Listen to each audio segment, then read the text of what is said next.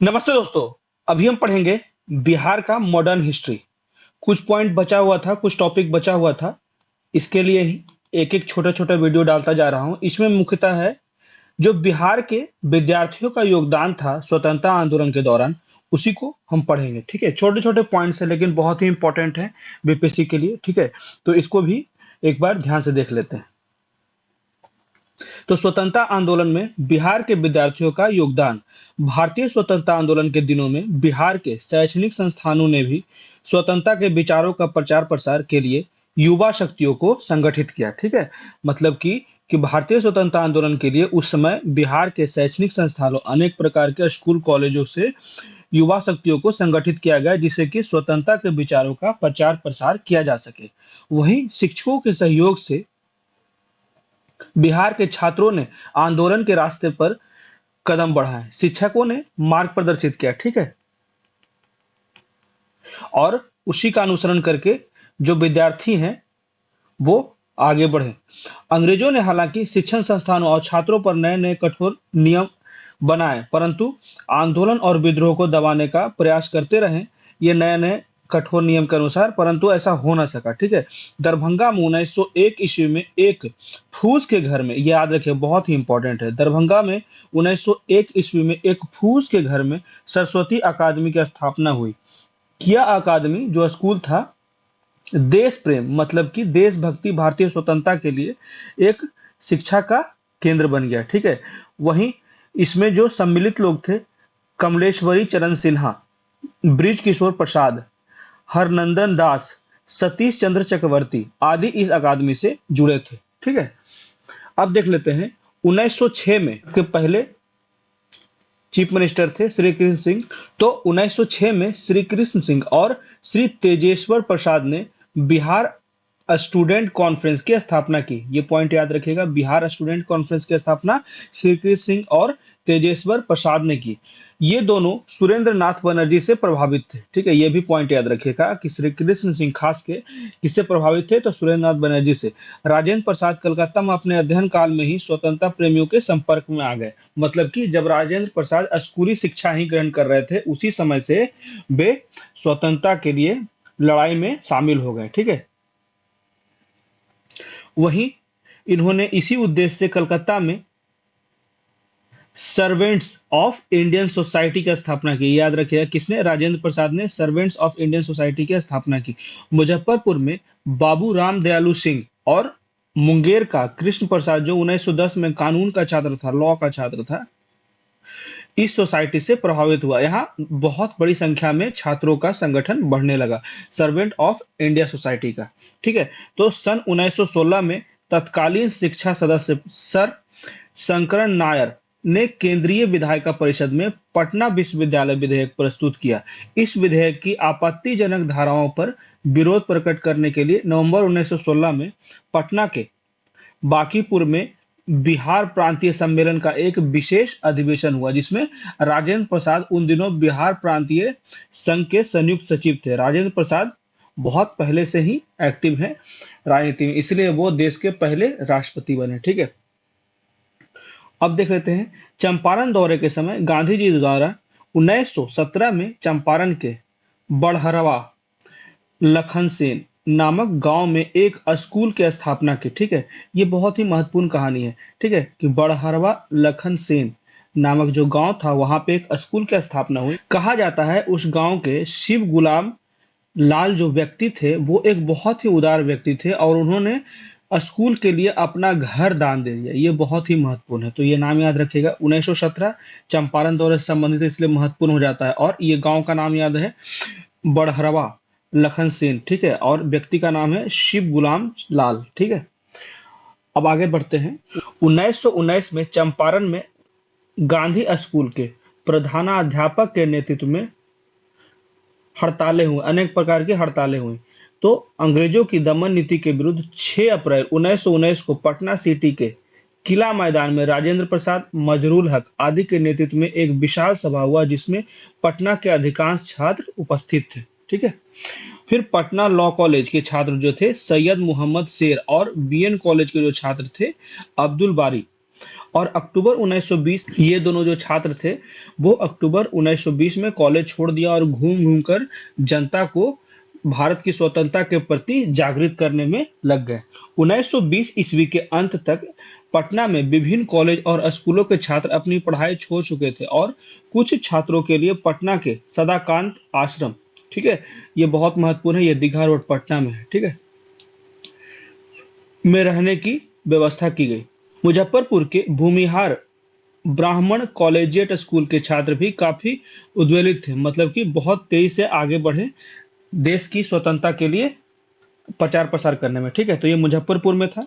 गांधी जी ने छात्रों से स्कूल एवं कॉलेज के छोड़ने और आजादी की लड़ाई में भाग लेने की अपील की। उसी समय ये जो भूमिहार ब्राह्मण कॉलेजिएट स्कूल है वहां के छात्र भी आगे बढ़े बहुत तेजी से, ठीक है। फिर TNJ कॉलेज जो है वो भागलपुर के 40 छात्रों ने असहयोग आंदोलन में भाग लिया। असहयोग आंदोलन कब हुआ था? 1920। मैं सारी चीजें पढ़ा चुका हूँ, ठीक है, इसलिए कभी भी कुछ भी पूछा जा सकता है, उसको आप प्लीज कमेंट में बताया कीजिए। दरभंगा के नॉर्थ ब्रुक जिला स्कूल जो है और मधुबनी के वाटसन स्कूल, हाजीपुर के हाई स्कूल तथा बगहा मिडिल स्कूल आदि शैक्षणिक संस्थानों पर असहयोग आंदोलन का प्रबल प्रभाव पड़ा और यहाँ से जो छात्र हैं बड़ी संख्या में आए और असहयोग आंदोलन को आगे बढ़ाया, ठीक है, मजबूती दिया। राजेंद्र प्रसाद ने पटना विश्वविद्यालय के सीनेट और सिंडिकेट के सदस्य से त्यागपत्र दे दिया, ठीक है, असहयोग आंदोलन में। मुजफ्फरपुर के बीबी कॉलेजिएट स्कूल, दरभंगा के सरस्वती अकेडमी, छपरा के कॉलेजिएट स्कूल तथा गया के एक स्कूल को राष्ट्रीय विद्यालय के रूप में परिवर्तित कर दिया गया और इनका संचालन विशुद्ध रूप से राष्ट्रीय ढंग से किया गया। ये जो हिस्ट्री है ना, ये हमें गौरवान्वित करता है कि हम बिहार में कितने परिश्रम किए हैं। जब स्वतंत्रता की लड़ाई लड़ी जा रही थी तो बिहार के जो लोग थे, बिहार के जो छात्र थे, बिहार की जो महिलाएं थी, वो शिथिल नहीं पड़े हुए थे, वो जितना भी क्षमता था उससे आगे बढ़ रहे थे और देश की आज़ादी में बढ़ चढ़ के योगदान दे रहे थे, ठीक है। तो इसे समझना चाहिए और इसे ध्यान से पढ़ने से क्या होता है ना, खुद अपने आप में एक गौरव महसूस होता है कि हम उस स्थान से आते हैं जहाँ के व्यक्तियों ने बहुत ही अच्छे काम किए हैं अपने देश को स्वतंत्र कराने के लिए। तो आप भी कुछ ऐसा कार्य करिए, उसी के लिए आप पढ़ाई कर रहे हैं कि एक ऐसे पद पे पहुंचे जिससे ज्यादा से ज्यादा लोगों को लाभ प्रदान किया जा सके, ठीक है।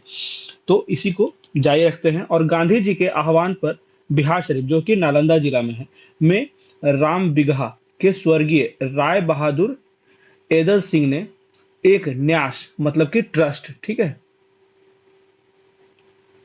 की स्थापना की। उसके अंतर्गत कुछ ही दिन पूर्व नालंदा कॉलेज की स्थापना हुई।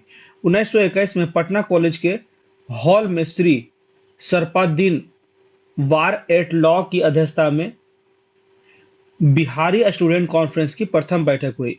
इस संगठन ने स्वदेशी वस्त्रों को धारण करने की प्रतिज्ञा की।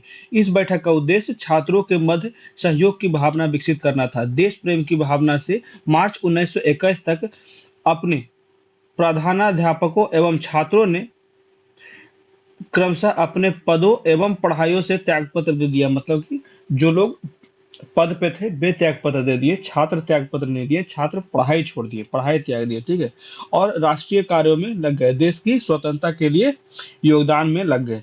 तो बिहार स्टूडेंट कॉन्फ्रेंस का 16वां अधिवेशन जो अक्टूबर 1921 को हजारीबाग में हुआ, इस अधिवेशन की अध्यक्षता श्रीमती सरला देवी ने किया। 1928 में मोतिहारी में बिहार छात्र सम्मेलन का आयोजन बिहार युवक संघ के प्रोफेसर ज्ञान शाह के नेतृत्व में हुआ, ठीक है, ये भी याद रखिएगा, बिहार छात्र सम्मेलन बिहार युवक संघ के प्रोफेसर ज्ञान शाह के नेतृत्व में हुआ। वहीं ब्रिटिश सरकार प्रोफेसर ज्ञान शाह को अतिवादी विचारधारा का क्रांतिकारी समझती थी। छात्रों के निमंत्रण पर 1929 में सरदार पटेल, ये महत्वपूर्ण पॉइंट है कि 1929 में छात्रों के निमंत्रण पे सरदार पटेल भागलपुर आए थे, ठीक है, और 1930 में नालंदा कॉलेज के छात्रों के प्रयास से बिहार शरीफ में युवक संघ की एक शाखा की स्थापना की गई। सन 1931 में आरा में बिहारी छात्रों पर 24वां सम्मेलन हुआ, ठीक है, जिसमें ग्रामीणों का सहयोग प्राप्त करने के लिए कार्य करने का निश्चय किया गया। तो इसमें कहा जा रहा है जो सविनय अवज्ञा आंदोलन समय चल रहा था 1930 में, ठीक है, और यहाँ पे गोलमेज सम्मेलन भी चल रहा था। तो इसी समय देखिए 24वां सम्मेलन हुआ। इसमें मुख्यतः जो उद्देश्य था ग्रामीण लोगों को आकर्षित करना, उसको जागरूक करना देश की स्वतंत्रता के लिए क्या आवश्यकता है, ठीक है। तो 1940 में बिहार के कई स्थानों पर विद्यार्थियों ने स्वतंत्रता दिवस समारोह में भाग लिया। स्वतंत्रता दिवस मनाने के कारण कई कॉलेजों के छात्र कठोर रूप से दंडित किए गए ब्रिटिश सरकार के द्वारा, ठीक है। मुंगेर के अली अशरफ तथा सुनी मुखर्जी जैसे कम्युनिस्ट छात्र नेता कैद कर लिए गए। जयप्रकाश नारायण की गिरफ्तारी के विरोध में 14 मार्च 1940 को सारे प्रांत में जयप्रकाश, ये याद रखिएगा, 14 मार्च 1940 को सारे प्रांत में जयप्रकाश दिवस मनाया गया। किस लिए? कि जयप्रकाश नारायण की गिरफ्तारी हो गई थी, उसी के विरोध में, ठीक है। अप्रैल 1940 में दरभंगा में बिहारी छात्र सम्मेलन का आयोजन हुआ। 16 नवंबर 1940 को छात्र संघ के तत्वावधान में पटना, मुजफ्फरपुर, दरभंगा में छात्रों द्वारा दमन विरोधी दिवस मनाया गया, ठीक है।